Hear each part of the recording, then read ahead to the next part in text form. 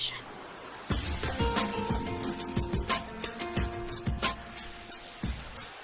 With Janaelle and Will. Welcome back to Alternate Win Condition. This is episode 4. I'm Janaelle, and with me is my co-host Will. I got it. I got me in a screwed again. Again? Fucker. Damn that deck. Damn the deck. Fuck it. Fuck it. Today we're going to be talking to you about Tilt with the amazing Erin Campbell from the Deck Tease, but we're not going to get into that just yet. She will be joining us later. Yep. First, we're going to talk to you about some news that's happening in Magic. Will, you were telling me the pre-release is going to have an interesting dice game? Yeah, I'm sort of amazed at how close we are to the release of the next set, Dragons of Tarkir. It seems like we just got done with Fate Reforged, and the end of March we're going to be getting into, I think it's the weekend of March 21st, 22nd, we're getting into the new set, which means by the time our next episode comes out, we'll actually be in the middle of spoiler season again.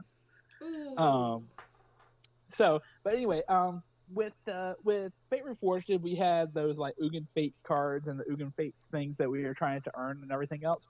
Well, apparently in Dragons of Tarkir, we get to be sort of the literal dragons, with the sideboard thing that this little side game that they're offering this time, which they're calling Tarkir Dragonfury.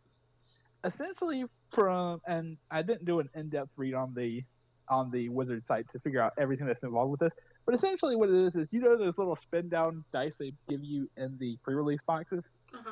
Well, what you can do is you have like these little things that you set up that are supposed to be like people and towns and everything else, and you're supposed to roll the dice to try to knock them over. So it's almost literally like you're a dragon just using fire to, kill everything. That is very strange. It's very strange, especially after what I thought they did very well with the Ugin's Fate packs and having us do the little tasks to... I mean, yes, it's cheesy as hell. Don't get me wrong. Yes, it was cheesy as hell to say, because the judges who did the pre-release is like, oh, now you have to build the cocoon, and now you have to get this special stone, and to do that, X amount of people have to do these achievements during the game. I'm like, okay, it's cheesy, but yeah, I can get behind it, and especially for a chance of a $100 some odd Ugin card. $200 Ugin card now, yes. So I can get behind that. From this, they said, okay, well, they said there's going to be like little prizes and stuff like that, but I have a feeling that this is going to be based on the store and not on, like, you get the actual special pack for this one. Well, I guess we'll see. I don't know. I'm not sure I like it. I did really like the dice they're coming out with, though. I want all 5. Oh, those dice look sweet. Those dice look amazing. This one I'm probably going to, under the assumption that there's not like one big money card that I'm trying to get this time, I'm probably going to diversify and play all the clans this time. Which I think the rumor is this time in Dragons of Tarkir is not going to be clans like it was in Cons. Mm-hmm. It's going to be allied colored groups. So like we have the dragons from Fate Reforged. We have the red-black dragon, the red-green dragon, the green-white dragon, the white-blue, and the blue-white or blue-black. Okay. Those are going to be kind of like the leaders of the clans, and there's not going to be a 3-color clan anymore. It's going to be kind of a 2-color, or maybe even going back to like Shards of Alara, 3-color wedge versus a... I find it unlikely they'd get rid of the wedge after sticking with it so hard. Well, see, but the good thing is, because basically the way that Cons and Dragons of Tarkir work out is you can still have the 2-colored combo thing and still be in a clan. So, for example, like... Well, I understand that. I'm just saying... Yeah. I think the wedges are sticking around, but we're getting a little off topic here, so let's talk about what we did this week. Magic the Gathering. Get the cards, play the game. Hope to win, but as we all know, it's not about winning. Draft. Commander. Trading. Legacy. Modern. Standard. Tilt. Table flip. This Week in Magic starts now.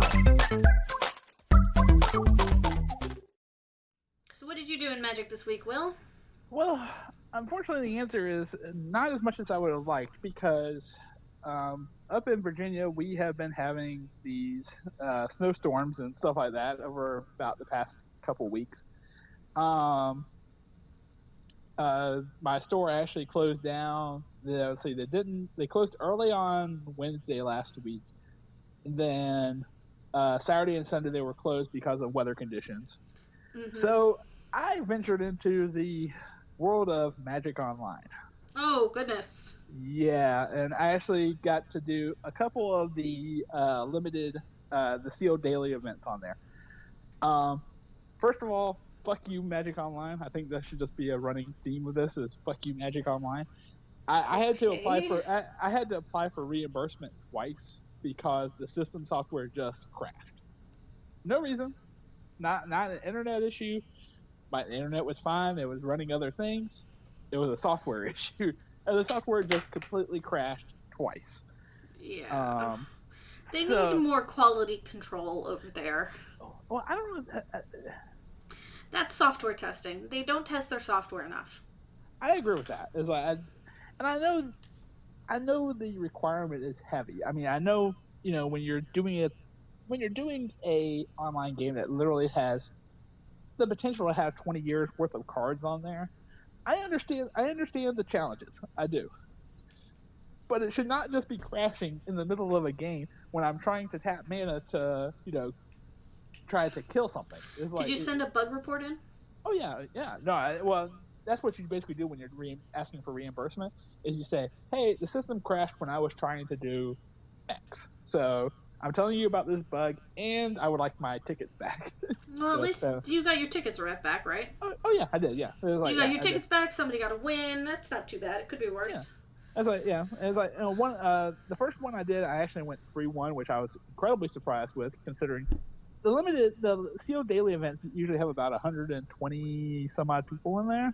Mm-hmm. I ended up in, I think, 29th in the 3-1, and then the 2-on-2 one I ended up in 45th, 46th, something like that, because I won my first two and then lost my last two. So not bad. So yeah, not terribly bad. When I did get to play some, I continued playing my green-red devotion deck, which I made a few tweaks to, because sort of throwing some of the aspects of the Team or Ascendancy deck in there to not necessarily try to do the infinite combo, but to play along a little nicer with some of the interactions. For example, in the green-red devotion decks, they still run Eidolon of Blossoms for card draw. So I'm thinking, okay, well, why not play Team or Sabertooth as well, so that way you can still bounce it back to your hand, and then cast it again to draw an additional card, or 3, depending on how many Eidolons you have out. So there's some nice little interactions that I've been trying to work with Team or Sabertooth in there as well. And it seems to playing pretty well. I like it. Been testing out my modern deck as well with the Jeskai Delver. Been tweaking that still some. Cryptic Command is amazing. I will just go with that. Especially with Monastery Mentor, is you have all these things out. Your opponent has all these creatures and everything else. They're like, okay, I Cryptic Command, and I'll tap your team and draw a card, and I'll trigger prowess on all my tokens and create probably 1 to 2 additional tokens depending on how many of them are out there. So it's like I've literally swung for probably 12 in one turn with that, just between all the really tokens good. over. So yeah, very good. But yeah, that was all my week. So how was your week? I know you were dealing with some ice today, but yeah, this starting, what is it, Sunday, has not been really good because we're iced in now. We're getting your weather now. But let's see, game day week before I came in second. Nice. That was cool. I finally got to play my standard deck for something. Then we did that Sunday. No, I didn't do anything that Sunday. The last weekend, I came in third in Sealed at Friday Night Magic. Nice. And then that Sunday, I came in second again at EDH. Very nice. I very much enjoyed EDH last weekend. I basically helped the guy who won, and I politicked my way into the top 4 because he he was winning. Everyone knew he was winning. He had 6 Frost Titans on the board. Wait, hold on. How many commander do you have 6 Frost Titans on board, unless you have a bunch of copying effects? He replicated them. Oh, okay. No, Yeah. that makes sense. Yeah. And turn 4, I pull out Krenko, and I'm expecting a counterspell. I cast Krenko to get rid of a counterspell. Mm-hmm. And the counterspell buries Krenko. Ooh. I was not expecting that. So, I'm looking at this guy going, well, what sucks for you is I've drawn 7 burn spells. So, I proceeded to get him to 3, and then inform him that the reason he was living was I didn't feel like killing him anymore. So wait, so you could have won. Oh, no. I could have killed him. That would have not have made me win, because then the target would have gone off of him, because he had one of those decks that he had to just draw 1 card, and he won. So he was the second target. So I left him alive to draw ire for 2 turns. Yeah. Just so Yeah. just so he would go after other people. Just so the guy who was winning would go after other people, and he did. He killed the other blue player, and then he went after the white player, because I told him, if you don't attack me, I will kill that white player for you. And I did. I took him down to half health, and then he swung in and killed them. I stood 0 chances. But I could fuck shit up still. So it was a very fun match. The last game, I came in second because that guy we're talking about, my 2 opponents, one of them plays Ghostly Council. Oh. So he plays the card, and I look at the card, and in my head I'm going, well, I can still get second. So Yeah. I proceed to take out the other 2 guys and then lose, exactly like I thought it was going to happen in my head. But my win was very entertaining, because I took out the guy to my right, and he got butthurt about it, and I didn't give 2 shits. And then a guy across from me, he's at 28, and he does some shit, and he's getting ready to win. And I play Voracious Dragon. Uh-huh. He stops me from attacking. I have 7 goblins, 2/2 goblins on the field, and I swing not at the guy I'm about to kill. I swing at the other guy.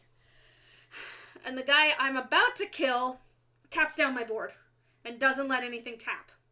So I tap Krenko in response. I create 8 more goblins, so I've got 14 goblins, not including Krenko.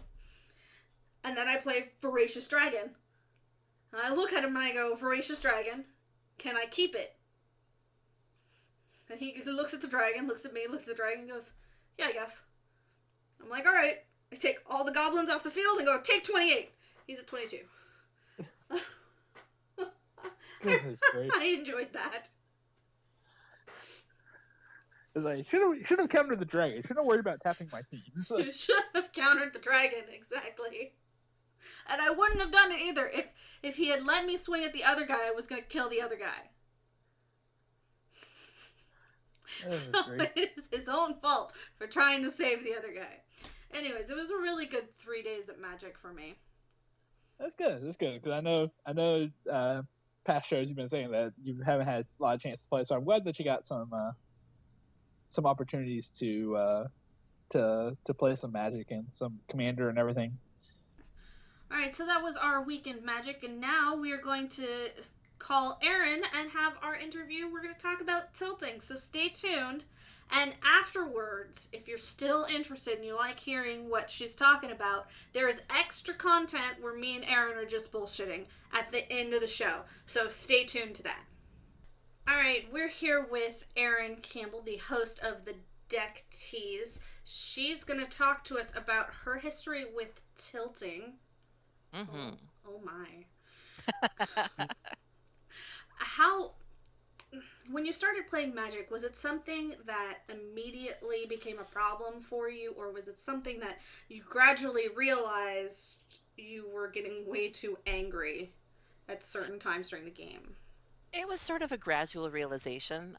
You know me from my World of Warcraft days, and I didn't really tilt playing World of Warcraft. Like somebody could wipe the raid, or the boss could get an unlucky crit and kill the tank. Things like that happen in the game, and I really wouldn't bat an eyelash at that. I would just be like, all right, we'll run back and we'll do it over again. And if somebody's standing in bad, well, they're standing in bad. That's not affecting me any. They can just die.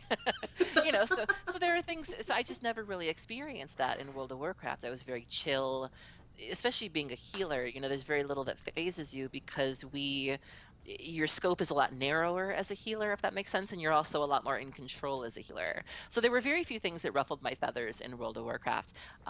When I started playing Magic, part of the reason I even came back to Magic was that I felt like I'd become a little bit socially awkward from playing WoW all of those years and being behind a computer screen and being tied to my computer and not really seeing people very much, to be quite honest. Yeah, there's not much social interaction except the events. Yeah. So, I went into Magic sort of stunted in that regard, stunted socially. So there were some awkward interactions there because I didn't know how to deal with people like that.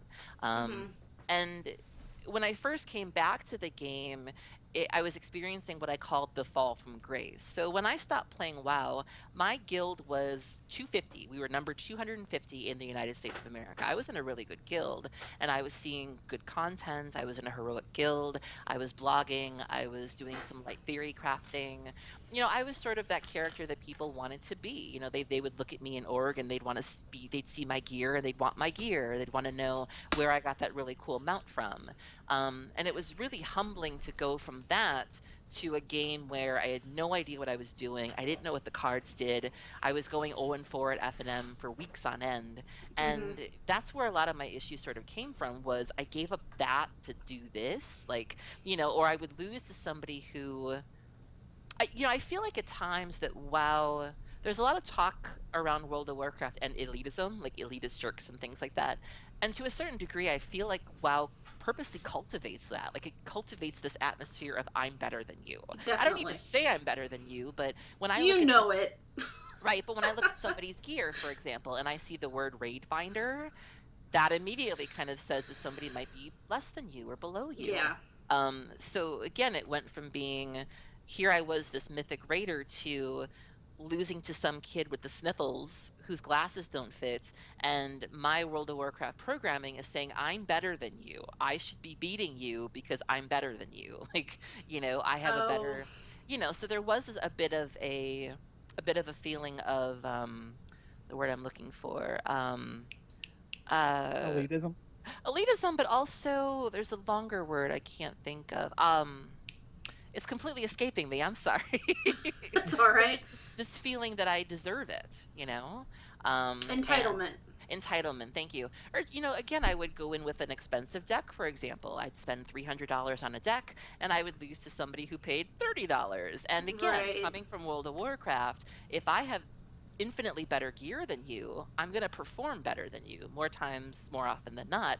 So again, it was humbling to go from to just throw away everything I learned and come back. Yeah, because it's more than just about the cards in Magic. Yeah, and that's where there's the variance, and there's the bad matchups, and there's did you sideboard correctly? Did you play correctly? Did you have all the tools, but maybe you didn't use them well? There was all of that. So a lot of it was just having to break those old habits. The other issue... Oh, sorry. Oh, no, I was just going to ask, is that what mostly made you angry, was losing to people who you didn't think you should lose to? Or was there anything else that really set the tilt off? The other thing I found that kind of aggravated that was I was wearing what I called the mantle. And this is a term I coined on my show, and I think it's something that every female gamer has put on at some point, where you feel like you have to be good and you have to represent all women. Yeah. So you go to your local game store, and let's say you're not doing very well. When you're wearing the mantle, you feel this burden where you're like, oh great, they're gonna think all women are bad. They're gonna look at me being a baddie and say that's the reason women don't play Magic, because she must be a girlfriend. Yeah, and you do put all of that onto yourself. And I know most of the women I know who play this game have at some point worn the mantle, where they just put all of that responsibility on themselves. So I was feeling that too. I was feeling that that pressure of I've got to be good, and if I don't, I've let my gender down. And as a trans woman, I felt it even more. Where, oh great, I'm letting my LGBT friends down. And then there's the flip side of the mantle, which is the more malicious side, where when you start doing well, you feel bad about that too, because you're like, shit, they're gonna expect all women to do well now because I'm the only woman here, and any woman that comes in, if she's a baddie, then oh god. And yeah, it really is this neurotic thing. And so my tilt came from, you know, inadequacy issues. It came from a sense of entitlement. It came from feelings of helplessness, where, you know, WoW was something that came really easily to me, and here was something that I was trying and trying and trying and trying and not seeing success. Yeah. It's a lot of things. And I think that part of tilt for a lot of new players is that it takes so long to become good at the game, because there's so much more to just having the cards. Yeah. How did it affect your playing, though? Well, I mean, do you mean like socially, or do you mean like in terms of performance, or? Well, both, but mostly at the moment in performance. Performance, I would start to get, I would shake. I would physically shake. I would get really warm. I would start to stutter.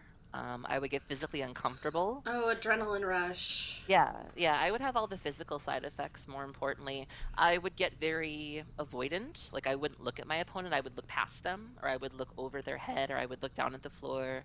I would start saying these really biting remarks. Like, I remember I was at GP Chicago a couple years ago, and I was playing somebody back when Gavany Township was legal. So this was like Innistrad block, and it was standard, and he, you know, activated Gavany Township and put +1/+1 counters on everything. And then he swung with everything, and he made a comment. He's like, yeah, I don't even know how much damage that is. I mean, he was a nice kid, but, and I was like, yeah, math's a bitch. And I, you know, and he laughed at first. He's like, right, oh. And then he realized that the joke was on him. And so there are all sorts of symptoms where you could sort of look at me and be like, oh, this is, ooh, she's going. Like, Did it... Now, in a match itself, because this is one of the things that I've always kind of found very interesting about tilt in terms of how it affects you, as well as the times where you potentially use it to affect the other person. Mm-hmm. Are there any actions or anything like that people will do in a game that will immediately be like, okay, you're starting to grind my gears a little bit here? Like, is like anything in particular? Because I know I've seen instances of when I've been playing a deck, if I say, you know, especially if I'm playing something that has counter spells in that, I say, oh, I have a response to that, or I have a response to that. And by about the third time you say, you know, I have a response to that, and you counter whatever they're about to do, they start flinging their cards into their graveyard because they're frustrated.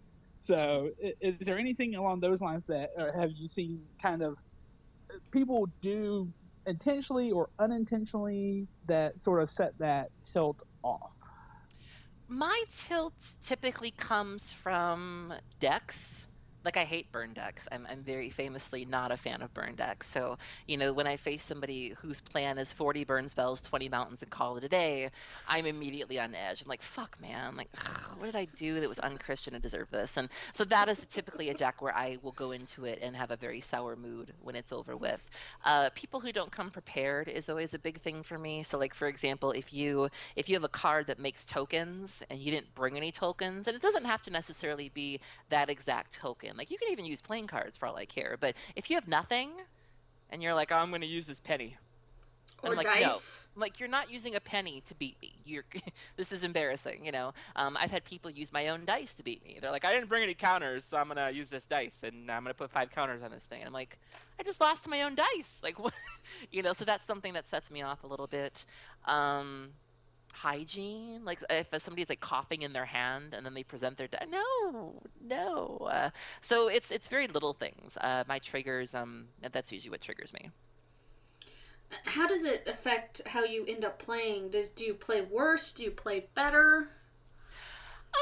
When it comes to like the burn deck, I wouldn't say I play worse, but I definitely do have a very defeatist attitude about it. I'm like, fuck, you know, you're just sort of, you know they're gonna have 20 damage aimed at your face, so I do get a little careless where it's like, shock myself for 2. Why the fuck not? You're gonna do it anyways, and just sort of, I just find I give less fucks in that situation. I don't go into it like another matchup where it's like, all right, I have a good chance, I'm gonna take this down. I immediately go into it going, I'm just delaying the inevitable at this point. I'm just going through the motions. Why am I here? What does it matter? That's usually what I do. Now, one of the things that I've always, and this is more coming from the background of having played some poker and everything else, is you don't let the tilt affect the next hand. Basically, is like, yeah, you can get frustrated at the circumstance you're in right now, but by the time they're dealing out those next cards, you have to be past it. So what are some of the tactics and stuff that you use? Because I know in the middle of a match saying, oh, you're going to squelch that tilt right there, it's probably not going to happen. But most events you have multiple rounds, so how do you go? What do you do kind of in between those rounds to sort of blow off that steam and not let it affect, say, an entire tournament? Well, there's a couple of things that I've started doing on a bigger scale, not necessarily in between rounds, but even before I go to an event that I find have been very helpful. The first thing I started doing was I started lowering my expectations quite a bit, where it's not that I don't try to win, but I know that I'm not Brad Nelson. I know that I'm not Jackie Lee.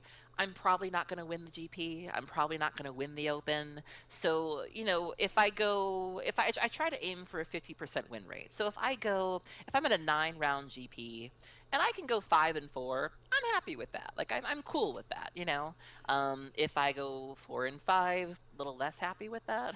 And if I feel like that's the case, I probably won't even stay for the last round. But, I was going into it going, you're going to be number 1, you're going to crush. And I'm not at that level. So that's part of where my tilt came from, was the inadequacy of, oh God, I'm not going to make top 32. I'm not going to make top 8. I'm going to be top 64. No, bitch, that's not what you're here for. Like, if that happens, that's great. But, it just was wrong for me to shoot that high when I'm not nearly at that point yet.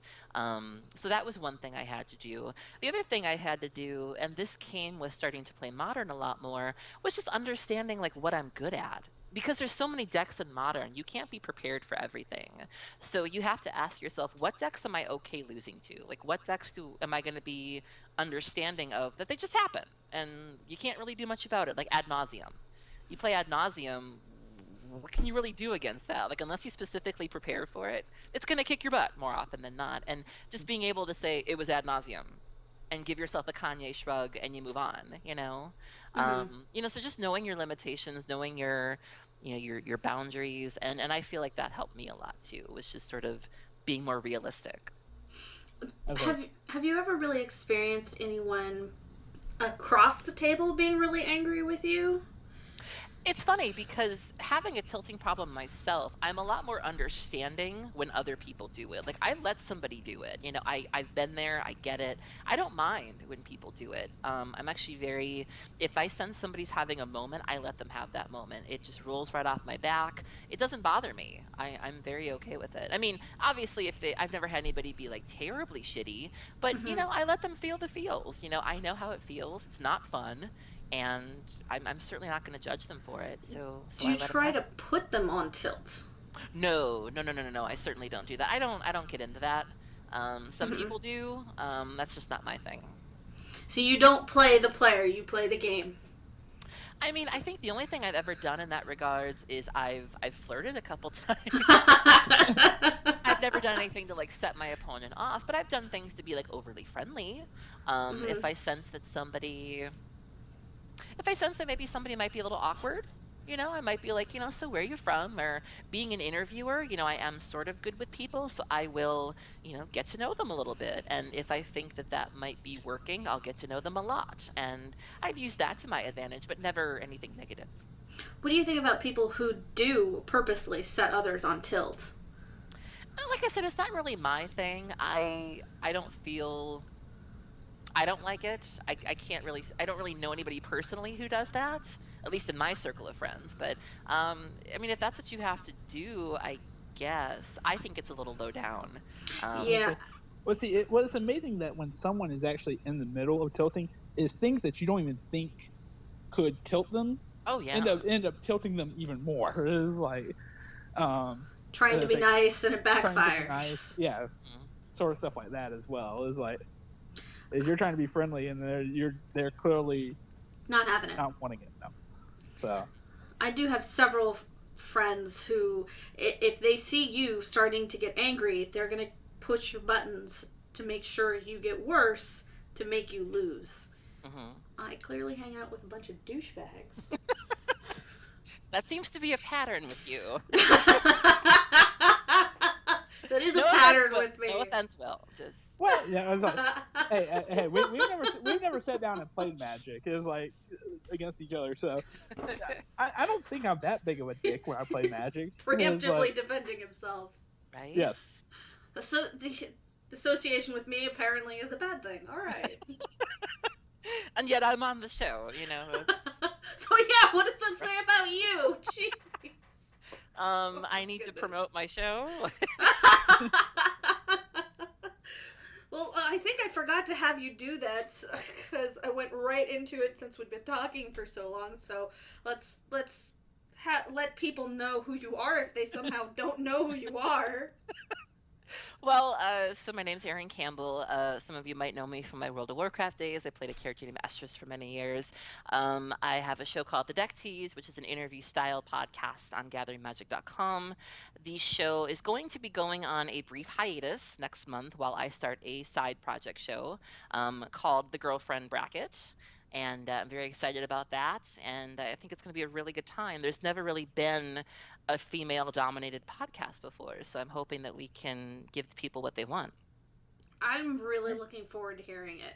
Yeah, a lot of people are. Like, I was really surprised when I tweeted the idea, you know, I tweeted the idea that I wanted to find other women, and I was even surprised at the support from men that were like, yes, please, like, you know, because podcasting, you know, without sounding too shady, trying to think how to put this. The format of 3 guys talking about magic or 4 guys talking about magic has been done to death. Oh yes. And Lord knows there are shows that I enjoy certainly of that format. Like I love the A-Team and Heavy Meta and Brainstorm Brewery, but if you go on a site like MTG Cast and you just scroll down, 75% of the shows are that format.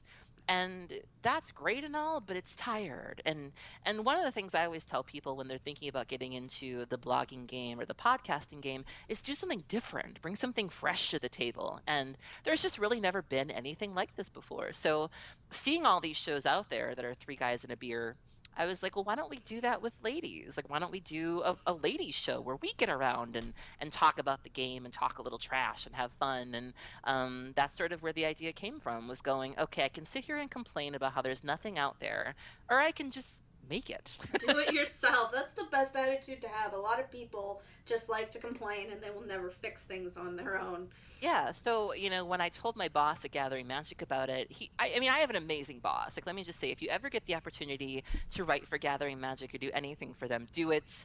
I'm so blessed and so spoiled there. And I remember I had this big pitch ready for him about, like, all right, I'm going to take a break for a month and I'm going to record with these people and you don't know who they are, but it's going to be awesome. Just trust me. And I got, like, a sentence out, and he was like, okay. He was like, you give me an episode and we'll host it and it'll be business as usual. And I'm like, really? I had a spiel. Like, there was a song. You don't want... Okay. No song and dance here. So I'm really lucky that the show is successful enough, the Deck Tease is successful enough where I can just say I'm doing something and there's trust there, where it's like, you put out a good product, let's see if you can do it again. And that's a really awesome feeling. So I'm hoping that me and my friends can make this a good show. I think you're going to. I really do. It was like, I'm really looking forward to this show. They're all I awesome really girls am. too. So. Like I really want to stress, this is not just a Beyonce thing, and they're my backup singers. I'm trying to give them all the spotlight, and we're all making the decisions together, and they're all putting in their input, and it really is a team project. You know, I don't want it to seem like it's just Erin Campbell and her friends. No, we're you know, they get a say in everything. You know, when I told them what I wanted to call the show, I said, are you 3 okay with this? And they gave me their input. And now that we're coming up with topics, each person is shooting topics off. So I want everybody to be involved. And I had no idea it was going to take off like this. Like, I had to turn people down, like, and I felt really bad about it. Like, I got so many awesome responses that I just didn't have room for everybody. I can't imagine you being in a podcast with other women who can't hold their own with you. I think that would just really irritate you. Yeah, but I think it's just like I said, I've been really lucky that my show has been successful, and a lot of good things have come from it. And, I kind of wanted to give other people the spotlight because there are so few women in the community, like we've talked about. And, if I do see, like my friend Hallie, who's going to be joining me on the show, when she started blogging, I thought she was doing really good work. So I was retweeting her. And, when I see a woman putting out content that I enjoy, I'm really lucky to have a sizable following. So if I can put some of that on to her and let her get some of that, why not? Like, isn't that sort of what we're here for? Like, And if it's not, it should be. yeah, it's all about kind of spreading the love, and it'd be really easy for me to just sit here and keep it all to myself and be like, these are my followers and my listeners, blah. But why not? Like, why not? If you have a platform, you should use it. Absolutely. So that's kind of what I want to do, and like I said, I just wanted to be the change you want to see. All right, so back onto what we were talking about before. I thought it was, and speaking of Twitter, I thought it was really interesting. I watched last year you going through the tilting and trying and recovering from it and trying to get better at it each event you went to. How was that an experience for you? Because you put it all on Twitter. It was out there for everybody. What are you, I kind of spaced there. What were you referring to? Oh gosh, last year you went to several events, Mm-hmm. and while you were at the events, you would send out these tweets afterwards or during your match. I was never really sure which, where you're talking about how angry you are at the fucker across the table. Or I remember one you called, I can't remember the insult, but it was so creative, and you called him basically a whiny little bitch kid, and I was like, that's amazing. She is so angry. Yeah, that was not the best move, and that's something in my attempts to get better at my tilt, I've learned not to take it to Twitter because it's not very becoming, and especially as my show has gotten bigger, Oh. I can't do those things anymore. So that is something I've had to work on, and yeah, I don't do that anymore.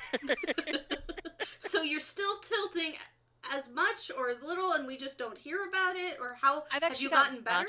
I've actually gotten much, much better. Okay. My wake-up call actually was I did a Reddit AMA. I know. I have no idea what I was thinking. Actually, I can tell you what I was thinking. I saw that somebody else was having an AMA, and I knew that I was bigger than they were. And I was like, why does he get an AMA? He only has 300 followers. Nobody knows who he is. I'm Erin fucking Campbell. I want an AMA. So, and of course I did an AMA. But there was definitely a wake-up call moment that happened there. There was somebody I had tilted on 2 or 3 years ago, back when Thragtusk was legal. This was a long time ago. And he had left a comment on the thread and basically said, you are to date the rudest person I've ever played against. You are toxic to the community. I don't know how you got invited to the community cup. You should be ashamed of yourself. And basically just laid my shit bare on this thread. And I didn't remember it happening. Like, that's not to say that it didn't happen, but I didn't remember it. And to think that I could have left an impact on somebody, a negative impact, but that I left an impact on someone like that where 3 years later, they still remember me, and they still, of all the people they've played, I'm the meanest person they've ever faced. Like, that was a bit of a wake-up call where it was like, I just didn't think I had that kind of effect on somebody where, you see so many faces and names, and you just I don't remember a lot of the people I played, and that was really sobering. And then somebody I had tilted on 2 weeks before that, I was in GP Omaha, and he was like, yeah, you said some really hateful things about my deck. And having to come face to face with these people really put it into perspective where, part of what would keep me going was knowing that I never had to see them again. Like, I can say whatever I want about you, and you're not going to know who I am, and I'm never going to see you again. And I kind of, miscalculated how popular my show was, and I certainly misjudged the fact that I would never have to see them again. So having it be in my face on Reddit and having all of those people watching to see what I was going to do next, that was a big wake-up call for me, and that haunted me for weeks. I didn't know what to do. I didn't know if I should go to events. I was pretty shook up over that, and since then I've made a much greater attempt to get better at it. I think I've had like 2 light tilting episodes since then. One was at my local game store with somebody that I know, and it was very like rated G tilt, where I was like, "Ooh, look at you with your Won't Leaf Lieges," you know. And then one was against a burn player at a PPTQ, and I think I just said something like, you know, "What was I thinking playing, you know, creatures and enchantments? I could just play burn spells. Yuck, yuck, yuck, yuck, yuck." So those are light tilts by my standards. But yeah, I've done much better since then, and I don't see myself going back to the way it was. I definitely think people don't expect how upsetting a brief comment could be. Yeah. I still think it's a little much. And I remember you putting that on Twitter for someone to say that you're that toxic. I have known you for a while, and I was there for all that Twitter tilt. I was there for that. So I think at the same time, just perhaps, he might also have been tilting at the time. Just gonna throw that out there. Tilting colors your effects of everyone. Like the guy I was telling you about before, the sexist asshole who sat down across with his friend. I hate him. I see him every week.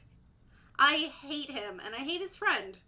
I can't stand them. Whenever I sit down with them, it's an instant tilt for me. Oh man. It's because I know what they're thinking already. It's her again. Yeah. You know, emphasis on her. I think a certain degree of tilt is normal. That's something I've always found really frustrating. When I was really in the thick of it, I was trying to find resources that I could go to, or trying to find people that were going through the same thing, and nobody was really talking about it. The few people that would talk about it, they would be like, "Well, just don't tilt. That's simple."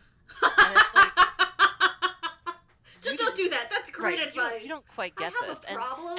And I've really gotten to know my tilt to the point where there are times where I will refer to it as a third person, where, you know, I know why it happens. I know what sets it off. I have a very intimate relationship with that part of myself, and I think it's something people just don't talk about enough. And I think a certain amount of tilt is normal. You know, it's always so frustrating to me when people try to make it a sportsmanship issue, and they say, well, you know, if you tilt on someone, you're disrespecting the game. You're not showing love for the game, and I'm like, that's so not true. Like, I love the game. It has nothing to do with the game at all. People, and again, going back to the, well, just don't tilt. It's, well, you have to keep a game face. You know, you can't do this, and it's like, well, you know, that's not really reality. Right. It seems like a really unreasonable expectation to me. Everyone gets angry, and everyone wants to do well. Yeah. Well, and especially as you go higher up into tournaments, is like, I mean, from going from like an F&M to invitational qualifier to opens and GPs, the more that's at stake, the higher emotions tend to run. It's like, and so yeah, no, I completely understand. Tilting is like, I understand, you know, it does happen, because the more pressure you put on yourself, and as you said, that's probably one of the best ways to handle it, is to go in with realistic expectations. It's like, hey, you know, I'm not going to probably win this, you know, this open or this GP or whatever, but to go in and just say, I just want to play well. That's, you know, that's still, you're still likely at some time to get angry. Everybody gets angry playing Magic. Of course. It's like, I have dropped I dropped after 2 games of a PTQ because I was just so sick and tired, not even of my opponent, but my deck. My deck literally put me on tilt. It was like, this deck is not doing what it's supposed to be doing. I'm out. Like, I'm done. Yeah, two of the things that set me off additionally is, so like, let's say the game is over, I've lost, and immediately after, I haven't even signed the match slip, I haven't even put my stuff away. So, you know what you did wrong? Like,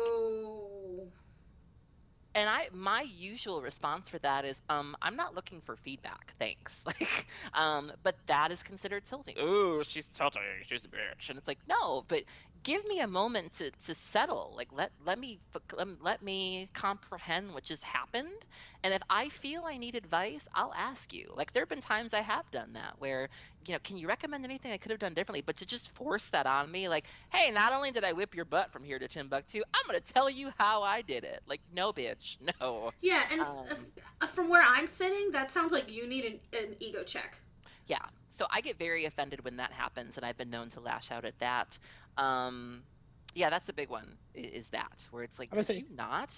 and as a general rule of thumb, I think if you're going to these events, if you have that inclination of doing that, it's one thing if it's your friends, like you're playtesting, No, even if it's your friends. No, I know, I'm okay.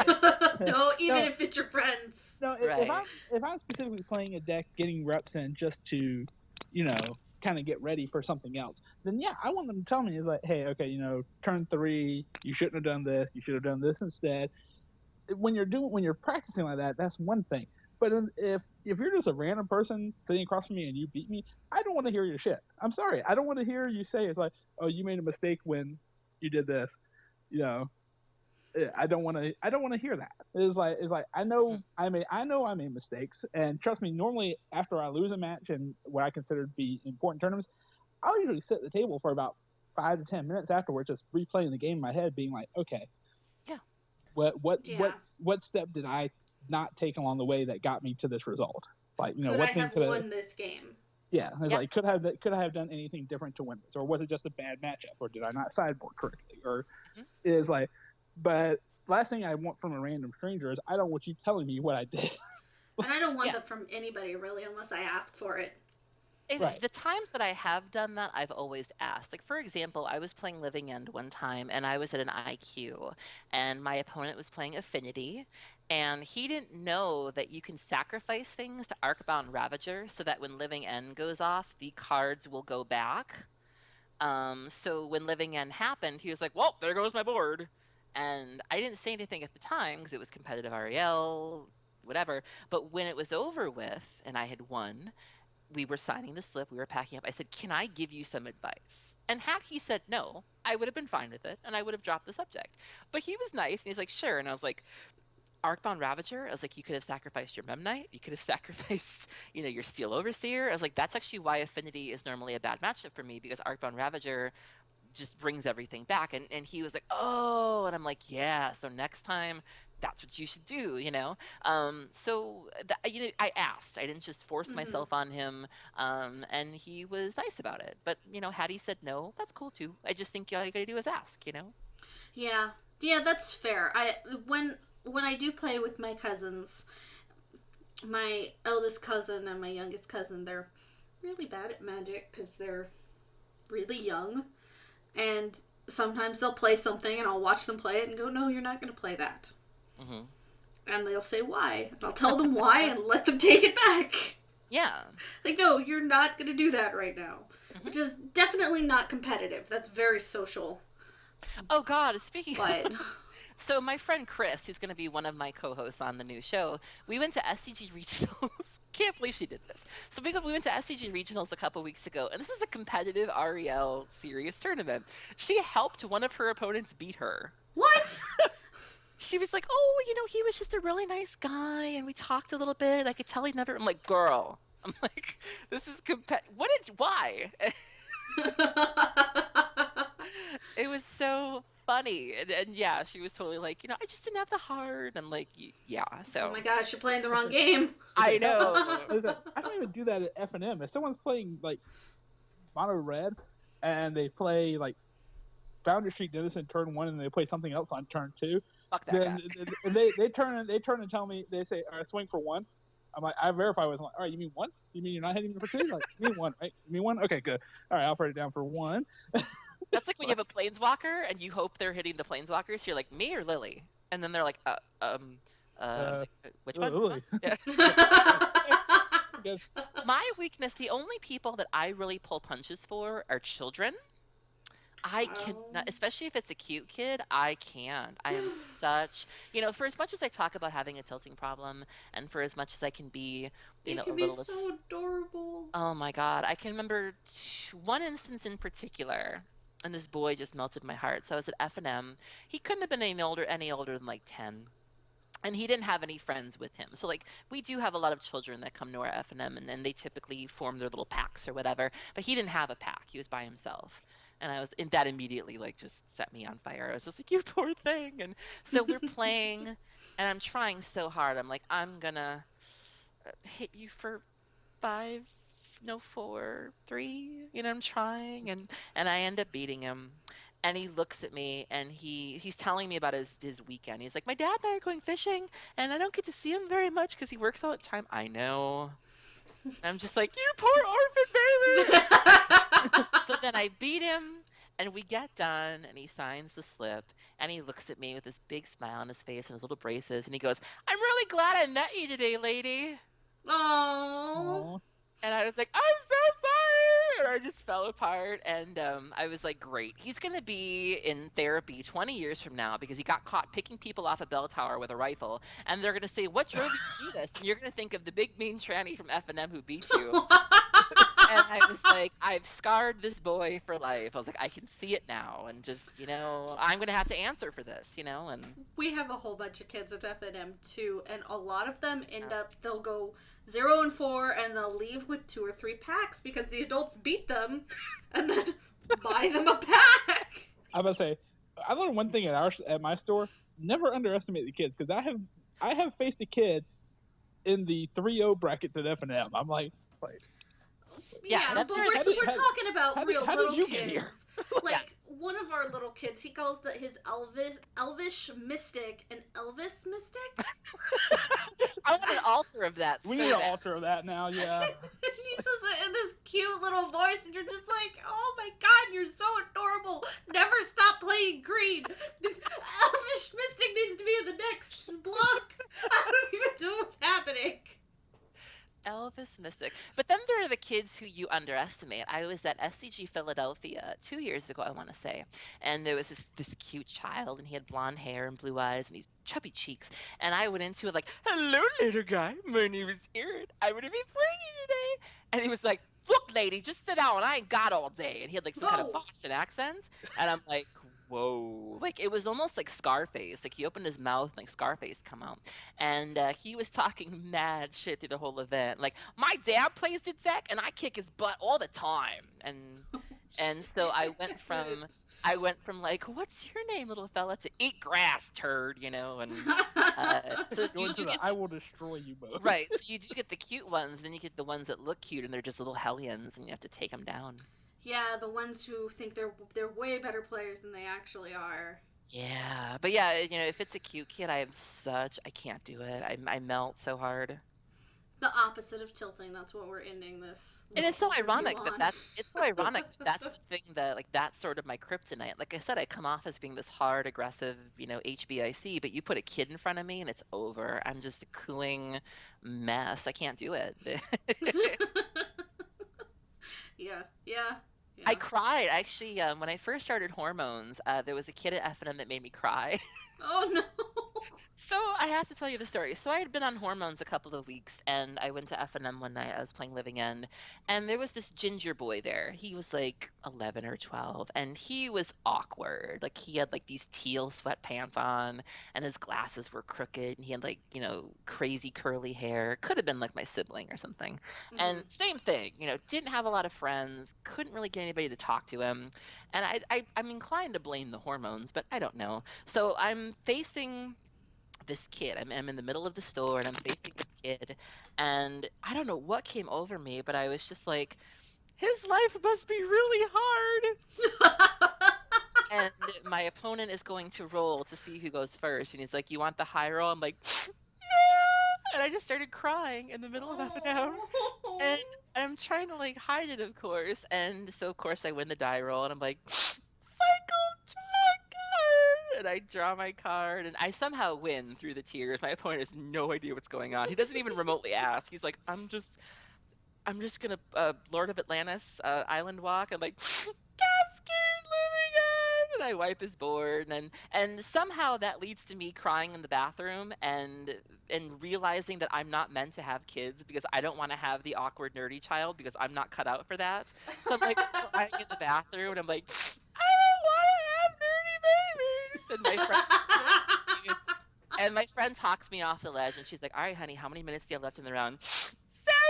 She's like, "All right, you go and you de-sideboard and you get on with the night because you have to win this thing." I'm like, "Okay." And yeah, so kids just pull my heartstrings, and I'll never forget that. I cried at F&M over a nerdy kid. That's so adorable. All right. I want to give you one more chance to plug all your stuff before we let you go for the night. Plug all my stuff? All of it. All of it. All of it. Plug everything. All right. Truly, madly, plugly. Okay. So, Erin Campbell, you can find my podcast, The Deck Tease, on gatheringmagic.com. My new show, The Girlfriend Bracket, will also be on gatheringmagic.com. The Deck Tease is on iTunes and Stitcher Radio. You can subscribe and leave a review or some stars. The show is on Twitter at The Deck Tease. I am on Twitter at Original Estrus. The new show is at the GF Bracket, The Girlfriend Bracket. And that's really about it, I think. I'm pretty good about responding to stuff, and so. Thank you so much for coming on the show. We really appreciate it. Yes, Thank you definitely. for having me. I'm really excited that you guys are doing this, and if I can do anything to help you get your name out there, I'm happy to do it. We appreciate it. We Yeah. like retweets. Hey. Did you look into MTG Cast? No, I haven't talked to Will about that just yet because I was stuck in Garland. Okay, no big deal. But yeah, I really think that's good for you guys. So if you get a chance to look at it, it's huge exposure. From what I understand, there are people who will. I'm not quite sure how their RSS feed works, but I'm under the impression that there are people who will just download shows from the MTG Cast. Like, I don't think the shows have like separate iTunes accounts, so people will just subscribe to MTG Cast and download whatever shows the cast spits out at them. So that's a really good way for people to just listen to your show and be like, "Oh, there's this new show on MTG Cast." And there are a lot of shows that will chart on iTunes simply because they're under the MTG banner, where they will just, people, whatever's on the cast, I'll take it. And it's a really good way to get your name out there. I see. And actually, that's what I do personally. Is I think they have a MTG Cast all active shows. I think. Yeah. And so I just go through and just download them all and try to listen to as many as possible. Of course, it's possible to listen to all of them, but it's like try to get to as many as possible. So. Yeah, I would join the network, but I'm bound because of Gathering Magic, so I can't do that. I mean, I could, but it would be difficult. And I'm also not tech girl, so when you go on MTG Cast, they have all these like specifications, like your podcast must have 128 by turn. It must be blah blah blah. And I'm like, I don't do any of that. Like, I literally just make my show, send it to Gathering Magic, and then they do all the back end stuff. So if you understand like what all the specs are, then you're gonna have a really easy time. But for somebody like me, it's almost like they're speaking Korean to me. I'm like, what do they want? Like, I don't get it. But it really is a great resource, so I really think that could be good for you guys. We will definitely look into that.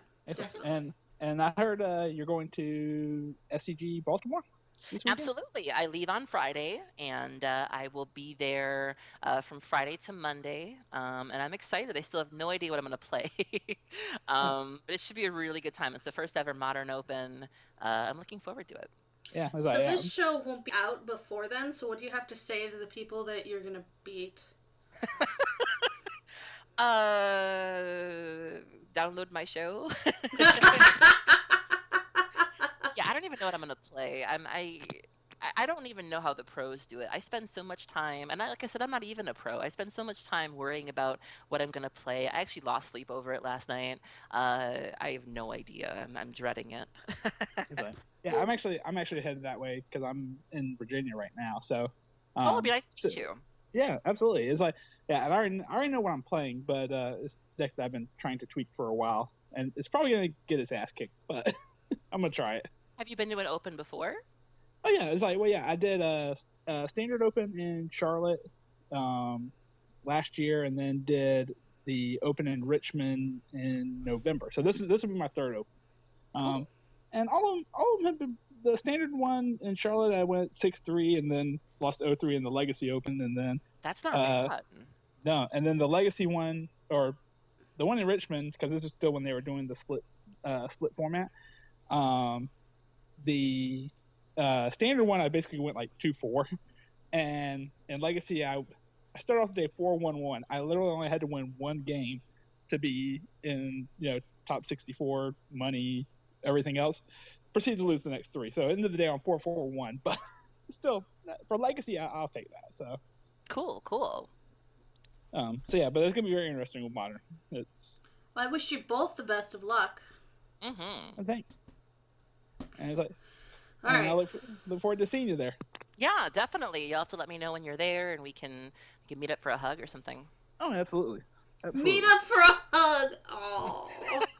That's one thing Magic players are really bad at. Like, the one thing Touching? about the WoW. No. Good one. No, I Wow. mean, the one thing about the WoW community is they're so connected. Like a lot of Magic players just don't really tweet that much, and especially when it comes to events, it's like I remember being at BlizzCon, and you're constantly just trying to meet up with people because you don't get to see them very much. But with Magic, I've put out the call so many times where I will be like, "Hey, I'm here. Come get a Deck Tease sticker. Come get a hug. Come get something." And there'll be people after the fact that were like, "Yeah, I saw you. I just didn't say hi." And I'm like, why? Like, and it's just a very Because different they have culture. to touch you. I don't know if it's that necessarily, but it's just a very different environment where with WoW you're constantly connected and you're trying to close the gap, and with Magic players they're very comfortable just sort of seeing you from a distance, and even though you're in the same space they won't necessarily do anything about it. Yeah, I definitely think the two games have very different crowds.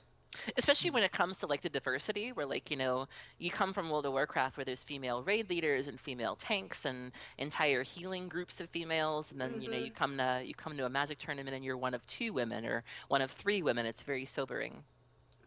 Yeah, and sometimes it's a little uncomfortable. Yeah. Though I will say, I mean, I don't know if this is the difference between like GPs and the Star City Opens and stuff like that. I see a lot of women at the Star City Opens. So it's like I see a good. I mean, of course, yeah, there's still more men there, but I still see a very I've never been to a GP, so I don't know the GP side of it or anything like that. But I know at least SCG seems to have a okay representation at least. I don't know. What is the numbers on an okay representation? Well, to be fair, I've actually done the research where I've gone through the listings before, and the typical representation for a Magic event at that level for women is 2%, which is not very good at all. I mean, I can kind of see why that might be, but I'm not sure. It's definitely something we've talked about in the community quite a bit, and we'll talk about on the new show. But yeah, it could definitely stand to be better. But SCG Opens are considered to be competitively beneath GPs, and not in an insulting way, but you can go to an SCG Open and you're more likely to see rogue decks doing well. You're more likely to see people heroic. Sorry. You're more likely to see people cutting their teeth at a competitive event starting with opens rather than going straight to a GP. So I can probably see that. They do seem like they're a bit more forgiving. So I wouldn't know. I have no plans to go to any of these things. oh my goodness. You really. I mean, there was actually 2 weeks ago was Houston. Yeah. It's like you really should go. Even, I mean, of course, go. We have one in Dallas every year, and we have several pre-PTQs. Even if you don't play in the main event, there's still so much to do in terms of side events where you can go and just do side events and sort of case the joint and see if it's something you're comfortable with. And when I was in high school, I went to a couple opens. I think that's what they were. I don't quite remember because the guy I was dating at the time was trying to go pro like a dumbass. And so much for couples supporting each other, I don't like the guy, so hey. We went to these things and it was just 8 fucking hours of I'm meeting people I don't know and they want to talk to me and I just really want to go home after 4 hours and it's just getting worse and I still just really want to fucking go home.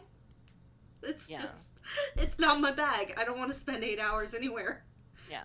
So it's not for me, but I've recognized this. Yeah. So. Maybe if they, I mean, as it is, I go to Friday Night Magic for 4 hours, and I'm irritated by the end of the night. So, Yeah, I understand. So, but I'm going to get going, so I have to do a couple things before bed. Just let me know when this comes out, and I'll be sure to give you a retweet. It will be out Tuesday, but we will definitely let you know. Okay, Yeah, and thank you guys for letting me do this. This was fun. Oh yeah, thanks for coming on. Thank you. Yeah. Absolutely.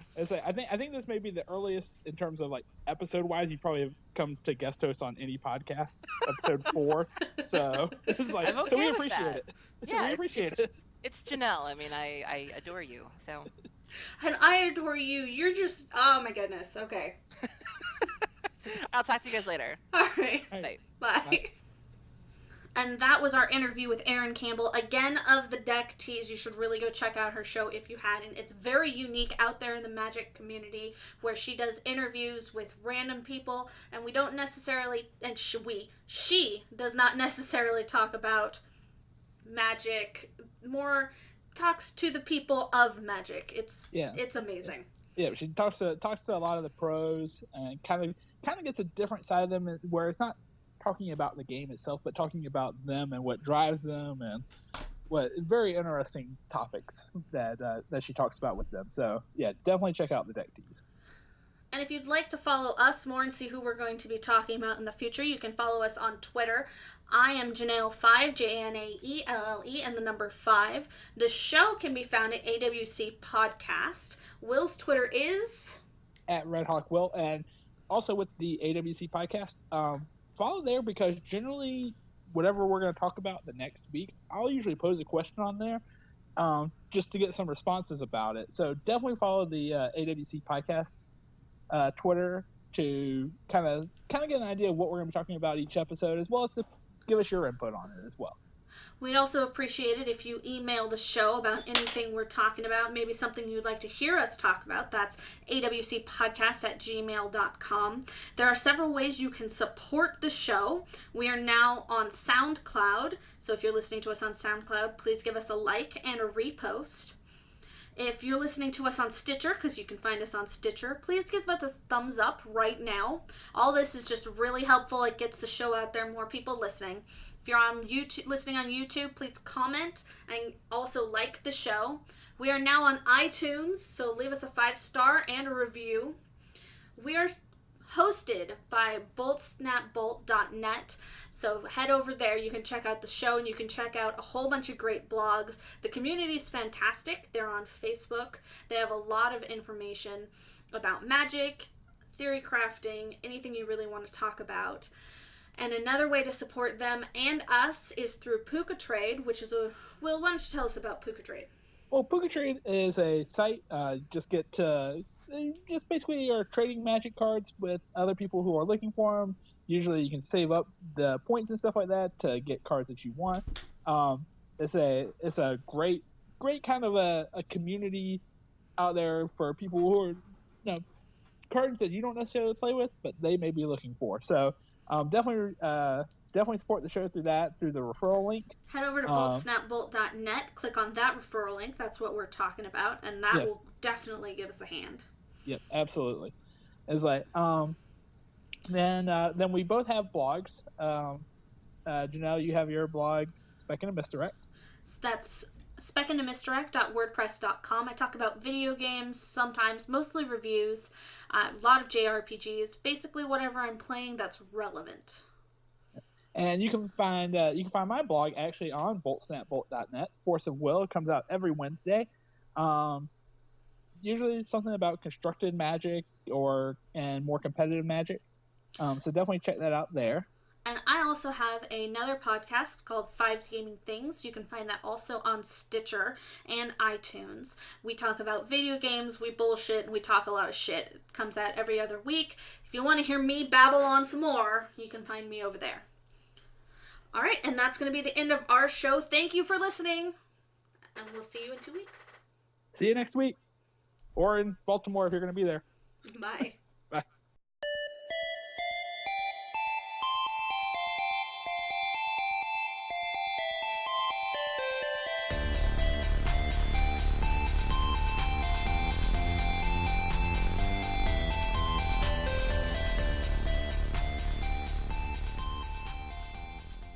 So I'm working on this new podcast. I've been working really hard. I've been getting my girls together, like who I want to be on the show.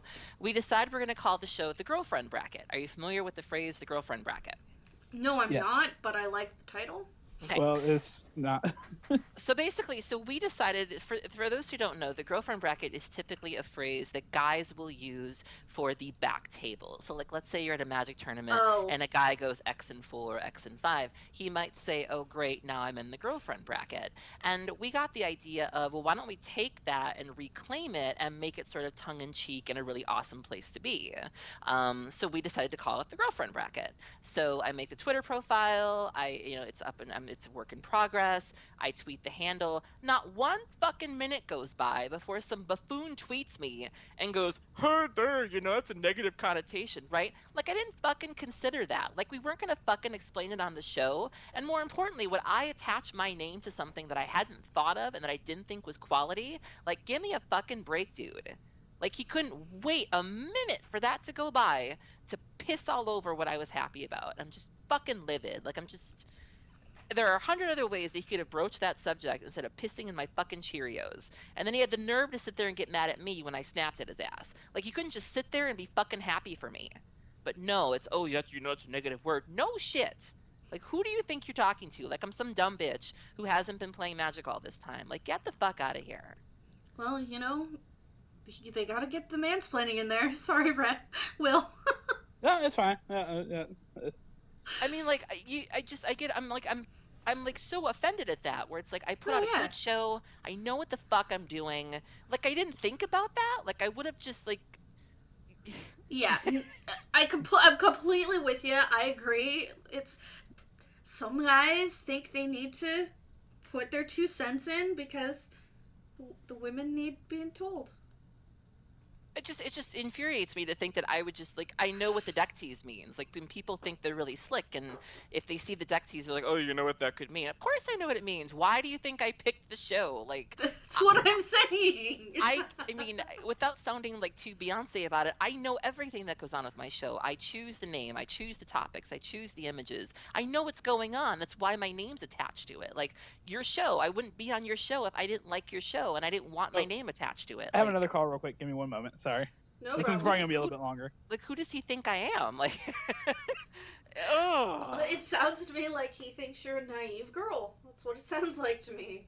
So yeah, so I've already been hormone raging all day. I've been chewing out everybody within a 5 feet radius, and I was just starting to like get tranquil, and I'm really excited to be recording with you guys, and I was really excited that we made our Twitter handle, and I was like, woo! And then just, Benny McFucknuts had to just piss in it, and just, Benny McFucknuts. I'm just so livid, No, I completely understand, and in my opinion, you should be. That kind of thing is incredibly irritating. It's an insult to you, and it's an insult to what you're doing. Yeah. And, yeah, okay, so... Yeah, and the fact that now. he didn't understand why you might be mad at him being like that, it just proves on top of that, he's ignorant, so... Yeah. He's just like, oh, but I'm just trying to help the lady. The lady doesn't need your help. Yeah. So, I'm with you. Totally with you. But I'm super excited to be here. I'm super excited that you're here. I haven't talked to you since... I haven't done a podcast with you since... I think it was you and Biggie, and I think it was the night, if I remember correctly, was it the night that Iron Man 3 came out? If not, it was really close to then. Yeah. Yeah. So. Yeah, it's been a very long time. I'm still getting a whole bunch of compliments on your mat. People love your mat. Yeah, I have one of my own, but I eat like a toddler, so I spilled ketchup on mine. And supposedly you can put them in the wash, but I'm trying to, like, there's a part of me that's going, do I put it in with the jeans? Do I put it in with the towels? Like, how do I do this? So. Yeah, I have a no eating on my mat rule. No drinks on the mat, no food on the mat. But that's because the guy I'm dating, he collects mats, and oh my god, will he lose his shit if you put a drink on his mat. Mm-hmm. It's hilarious. I don't do it because he's very scary when he's angry. Mm-hmm. But I picked up from that, and I don't do it now because he gets like that. Before I even owned a mat. So.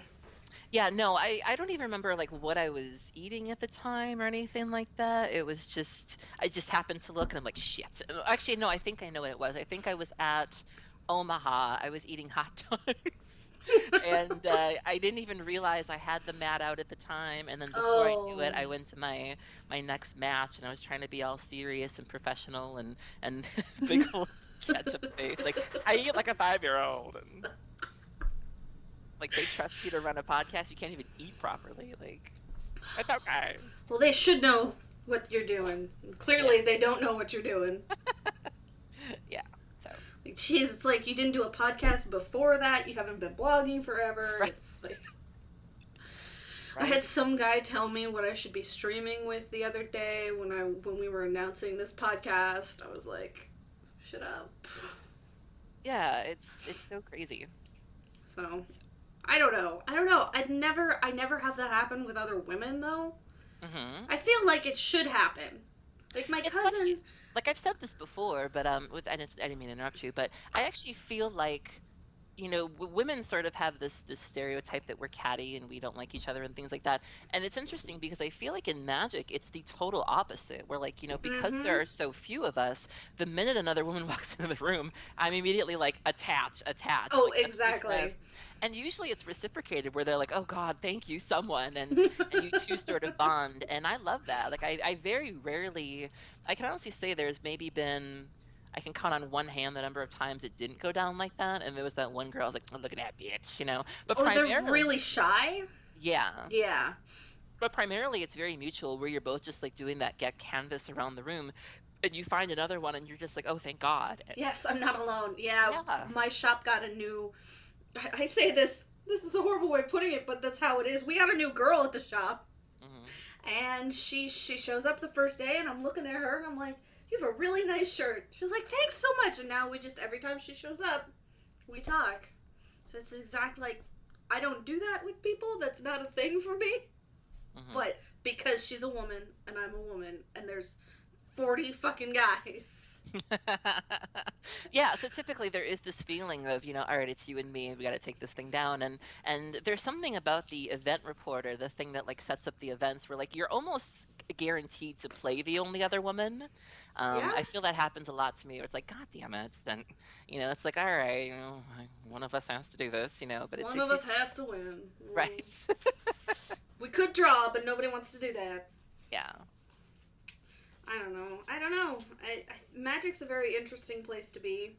I don't know if you were listening to 5 Gaming Things at the time, Mhm. but and it's towards our topic today. But I sit down to this match. I've won the last 2 matches, and I sit down at this match, and this dude's playing a janky 5-color deck. It's like it's janky shit. He's running fucking Maze's End, and I had built my deck. It was the end of that block, and I built my deck because I was irritated to kill everything that was green because everybody was playing green. So if you play green and you sat down with me, I was going to wreck your face. Mhm. And he sits down. He's mainly green for all the mana gen, and I beat him the first game. Like, I crush his face. Second game, his friend shows up, and he's like, so how's it going? Guy shakes his head. Nope, I'm losing. He goes, you losing to her? And I'm like, I'm done. I was feeling bad for you, but now it's done. I'm just gonna. He played one more creature. I didn't have to remove it because I had 3 removal in my spell, and it was fucking Courser of Crufix. I didn't have to remove that. I removed his Courser. It was it. He couldn't play anything else the rest of the game. Like, Oh man. Yeah, you handled fuck that your better than I couch. would. I started listening to this podcast that's been out for a while called The Read, and they have all sorts of really slick lines that I've sort of been borrowing, and you know, like there's they were talking about the number of fucks that they give about something, and so far I've managed to pick up a deep fried fuck. I couldn't give a deep fried fuck. I couldn't give 2 tablespoons of a fuck. And then there was also I couldn't give a Velveeta slice of a fuck. So I've just been sort of incorporating that into my vocabulary. So if you ever hear me say I Oh, don't yeah. give a Velveeta slice of a fuck, you know, the next time you're in your cheese aisle, you can just imagine the slices of cheese, and that's how big my fucks are. They're not even that big. They're not even a thin slice of square cheese. I can't even give you that much. Just Yeah, just Yeah. zero fucks. Why you gotta be like that, man? I'm just like, I'm sitting right the fuck here. What? Do you think I don't have ears? Like, you're 2 fucking feet away from me. If I wanted, I could get up and flip this table on you. What the fuck is the matter with you? Yeah, it's winter time, and I'm hoarding all of my fucks for the season. So when the weather gets nice, I will crawl out of my cave and unleash my fucks. And Yeah. so. Yeah. I don't know. It's not usually bad at my store because the store has a policy where if you act like that, I can get you disqualified. Yeah. So most people are pretty chill about it, but every once in a while. Yeah, I'm really, really lucky. Most of I have 3 local game stores in my area, 3 or 4 actually, that I can go to at any given time. I've never felt unsafe there or had any problems. But just from doing the show and networking like I have, I have heard some horror stories, and it's just so insane to me that it's an issue, and more importantly, that people, even if you don't want to take it from the feminist angle or anything like that, it's still just bad business. Like, I was on Twitter a week or 2 ago, and a friend of mine had linked a flyer for a local game store that was having an event, and it had this woman with like long brown hair and like a red tight dress, and it was like, come to Sexy Magic Tuesdays, and it's like, what? It's like, what does one have to do with the other? And the store was called the Hacker's Man Cave. So I'm like, all right, let's see what this is about. So I started looking it up, and I stalk people for a living, basically. So I do some digging, because when you have a show like mine, you have to be able to dig up dirt on people. So I find a blog post that was essentially a review of the store, and the owner's being interviewed, and he goes, "We wanted to create a place for men." Why? It's all the whole genre is already for men. You just got to make it more for men. Right, it gets better. So in addition to all of the gaming stuff that they do, they also fix computers, and they also sell food, but specifically they called it man food. Like, what, pork rinds? Like, what are we dealing with? They sell a full line of hot sauce, which I don't get how we go from cards to hot sauce, but all right. But just more importantly, I was like, even if you, like I said, even if you don't want to come at it from a feminist angle, why are you turning people away who could be giving you money? Like, not to toot my own horn, but I got coin. Like, I spend money when I go. For real, yeah. And like, I can take my money and go elsewhere. Like, why would you turn my money away? Like, it's just bad business, and it's just so silly to me. Like, why? And as I'm kind of becoming a mother, it's really awkward at this moment. But as that gets more and more, I wouldn't want my kid to go to anywhere where they're teaching that kind of attitude towards women. Yeah. So not only are you losing my business, you're losing the business of my babysitting. Right. Because let's face it, magic stores are still babysitters. But I'll show up with my kid, and he'll pay the $5 to get in, and if he probably loses, I'm probably going to buy him a couple packs, and maybe some cards that he wants. So I'm not going to give you $30 a week. Yeah. Yeah, did I ever, were you around for the GP Minneapolis debacle last year? No, I don't think I was. Okay. So Grand Prix Minneapolis was last year. It was in May of last year, and there was an after party that was happening. Feel free to stop me if you guys are recording or he's back. I don't want to keep you or anything. But he's not back, and I am recording, but just let's go with it. Well, it's fine. That's fine. I'm cool with all this coming out. It's fine. So there was an after party happening that was being sponsored by 3 different people. One of them was DJ Spruik, who's a very, very awesome guy. I've had him on my show. Quiet Speculation, which is a finance website from Magic, and a company called Sign in Blood, which they make life pads and these really awesome life pads and game mats and things like that.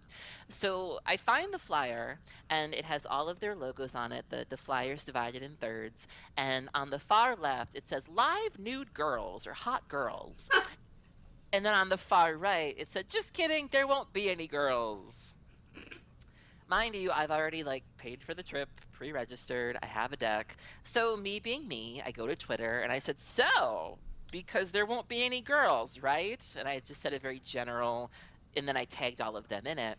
And Spruik immediately is like, I didn't know this was on there. I do not encourage this. I do not endorse this. this will be fixed. Quiet Speculation follows up immediately after and says, yeah, we'll take our names off of this if this is not removed. Sign in Blood was supposed to fix this. Like, we let them know that we weren't cool with this wording, and he chose to leave it on there. So the guy who runs Sign in Blood is a guy named Scott, who is very much your typical looking dude bro kind of guy, lots of tattoos, whatever. Oh. And Scott immediately like loses his shit. I'm tired of you politically correct bastards telling me. So he just loses his mind, and people are seeing this, and they're seeing that he's like, and I'm not changing for any fucking money, and he's just blowing up. And then his fiance gets on board, and she's like, you're just doing this for attention. I'm like, bitch. I'm like, I already have 1,200 followers. I can get anybody I want on my damn show. I don't need to do this for attention. Like, Seriously, what? no. So after a while, he starts digging himself a hole, and people are seeing him blow up, and they're like, dude, you might want to log off because you're looking really bad right now. And after a while of that, he sends me a message, and he goes, can we talk, please? So I'm like, okay. So he gives me his phone number, and he's like, call me. He's like, let's talk about this. So I call him, and we have a really nice talk. And again, it was a situation where he started the business out of his home. So like, he didn't understand that, like, you know, there are jokes that I say to my friends that I wouldn't necessarily say publicly. Like, for example, I really like the word tranny. I don't think there's anything wrong with it. I'm a complete defender of it. But I have a lot of trans friends who find it very insulting. And so if I'm with my friends and I'm not online, we will totally say things like tranny chaser or hot tranny mess or things like that. But I'm not going to tweet it because I'm not going to lose followers over it. Like, I know how to play the game. And this is a guy who is just, he doesn't quite understand that he now owns a business and that he has a face that he needs to put forward when he's representing the business. So while you're with your friends and you're joking that maybe girls won't come to the event, you can't put it on a flyer. Especially a flyer where women might be giving you money. Like, you don't want to turn their money away. And so it really was just sort of ignorance where, like, he just didn't get it, that you are a business now and that you need to conduct yourself as such. And he finally had that realization, and you know, I'm convinced he's not a bad person. And so he removed that from the flyers, and as luck would have it, nobody really went to the after party anyway. And had I known that at the time, I probably wouldn't have pitched a fit. But yeah, it was just a situation where just he didn't know any better, and he, you know, was just so used to being a dude and only having to worry about himself. And you know, suddenly it dawned on him that, holy shit, you're a business now. And so, yeah, I think a lot of what's been going on just generally in the gaming world lately is a lot of ignorance. Is coming from places where people aren't used to stepping outside of themselves and seeing another perspective that they're... I'm back. I'm sorry. There was issues with my wife. No worries. Are we ready to do this then? Yeah, we're ready. Second. Well, no, we're not ready. All right.